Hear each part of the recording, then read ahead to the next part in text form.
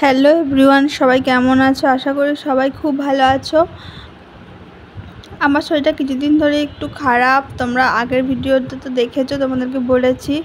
তবুও আজকে যেহেতু ষষ্ঠী, আজকে সব মেয়ে জামাই তার বাপের বাড়ি যায়। আমার বাপের বাড়ি যদিও কাছে, তবুও যেতে তো হবে বলো।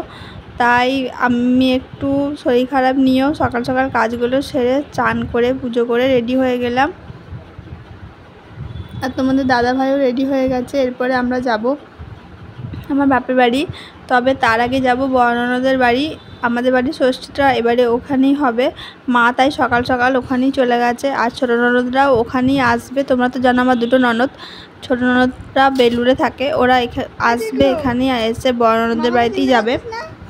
তাই দেখো আমরা চলে এলাম বড় ননদের বাড়িতে। এখানে যেহেতু মা সকালে চলে এসছে, তাই মায়ের কাছে আমরা ফোঁটা নেবো, সেই কারণে আমরা এখানে আসলাম। এখান থেকে ঘুরে যাব বাপের বাড়ি। আর বড় ননদের ছেলের পরীক্ষা চলছে, তাই ওরা থাকবে না, তাই আজকে আসবে, আজকে এসে আজকেই চলে যাবে।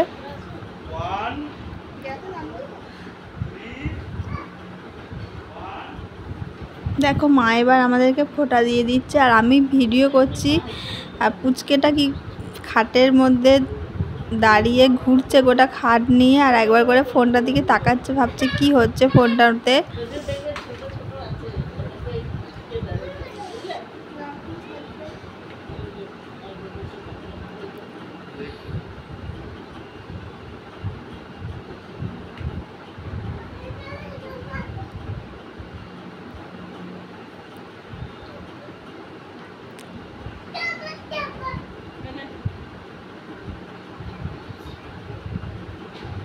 দেখো আমাদের ফোঁটা নেওয়া হয়ে গেছে। এরপরে মা সুতো বেঁধে দিচ্ছে।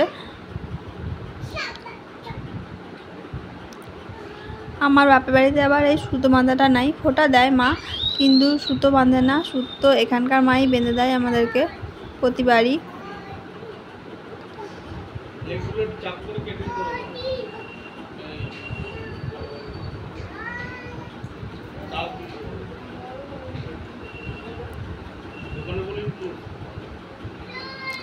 দেখো আমাদের সুতো বাঁধা হয়ে গেছে। এরপর আমি আমার ভাগনাকে আর ভাগ্নিকে একটু ফোঁটা দিয়ে সুতো বেঁধে দিচ্ছি।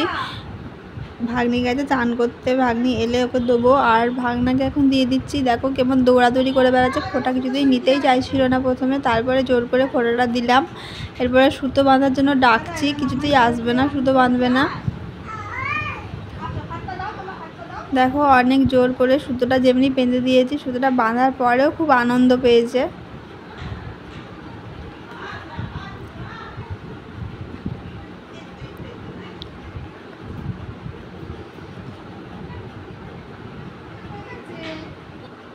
দেখো সুতো টুতো বেঁধে আমরা চলে এলাম বাপের বাড়িতে।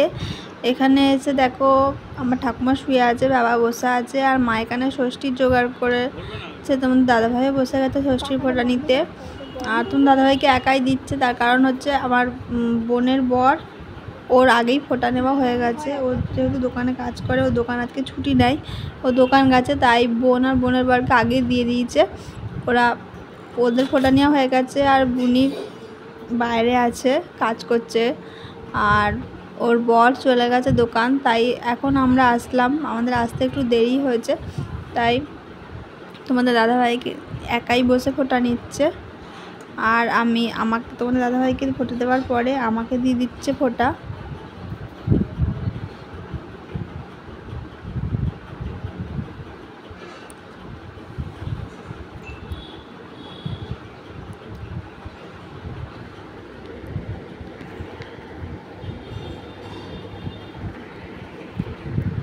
দেখো ফোঁটা নিয়ে একটু টিফিন খেয়ে নিলাম। টিফিনে মা বানিয়েছিল লুচি, ঘুগনি, আর মিষ্টি তো ছিল, তার সাথে ফল ছিল,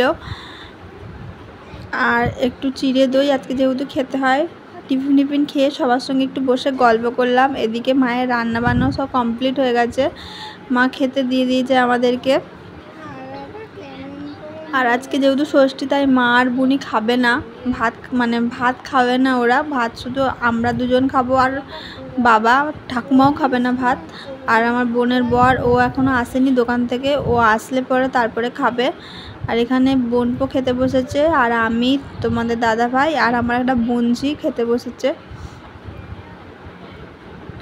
সবাই মিলে বসে একসাথে খেয়ে নিলাম। খেয়ে দিয়ে দেখো আমরা বাড়ি চলে আসছি। তার কারণ হচ্ছে বাড়ি ঠিক আসছি না, আসছি বড় ননদের বাড়িতে। তার কারণ তোমাদেরকে তো আগেই বললাম যে আমার ছোট ননদ ওখানেই আসবে। আজকে আমাদের বাড়ি যে জামাই ষষ্ঠীটা, মানে শ্বশুরবাড়ির যে জামাই ষষ্ঠীটা, ওটা বড় ননদের বাড়িতেই হচ্ছে।